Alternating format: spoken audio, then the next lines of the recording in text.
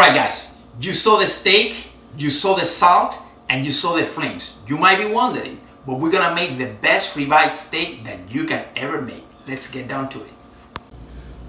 Alright, so we have this bad boy here. This is a ribeye steak. It's actually boneless. I wanted to get the one with the steak, but that was not possible at this time. We'll make one, in another episode. But this is basically the only thing you're gonna need besides the salt. And let's actually, if you can actually get closer here.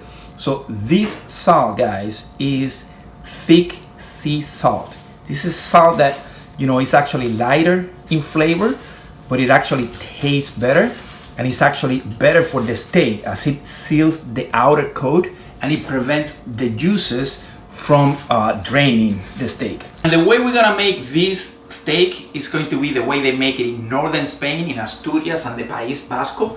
And as I mentioned before, the only thing that you're gonna need is actually the salt and the steak. And of course, it's gonna be all about the chef, the fire that you put, the flames, the type of wood, and the timing that you keep that on the flame. But without any further ado, why don't we put this steak on the flames?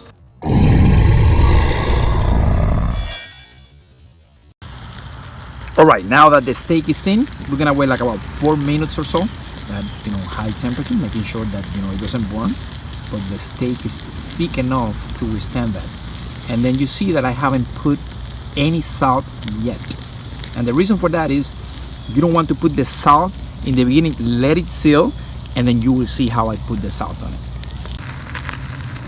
You want to get that steak right where the flames are, but not too much. That seems about right. I'm gonna put that salt. Good. Don't be afraid. This is gonna prevent any juices from coming off. So the steak is gonna take the salt that it needs.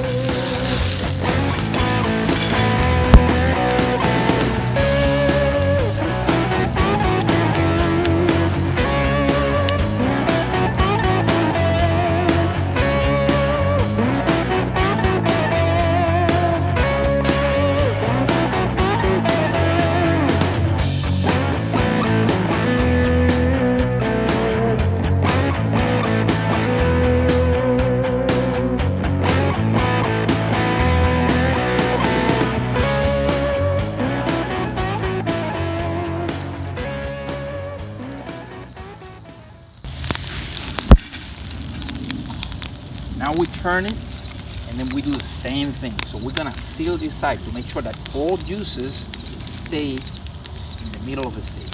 So we're not gonna lose anything here. So I just turn it, and it's the other side that has salt now, so that's good.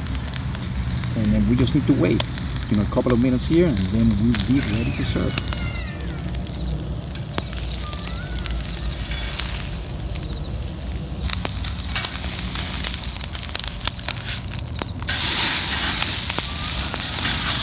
Get any excess salt, and we are ready to go. Okay, so now we're gonna cut this steak now. Just cut it across, and I'm gonna show you as we cut this what we have.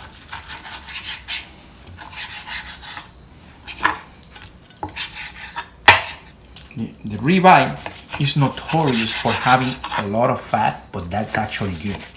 It gives it that flavor. And you can see this. This is how a good steak is finished. You have the caramelized outer coat, 2 or 3 millimeters gray, and deep red in the middle.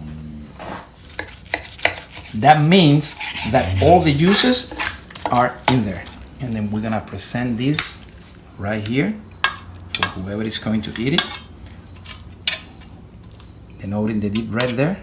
And we're gonna rectify on salt.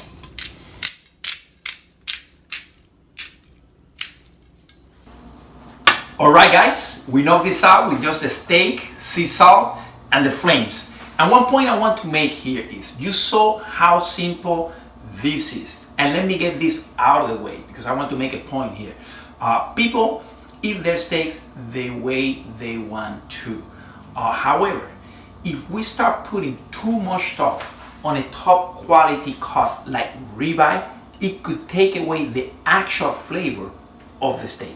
So if you found this video interesting, go out there, find a good ribeye, get some sea salt, put it on the flames, and we can talk. In the meantime, I will see you on the grill.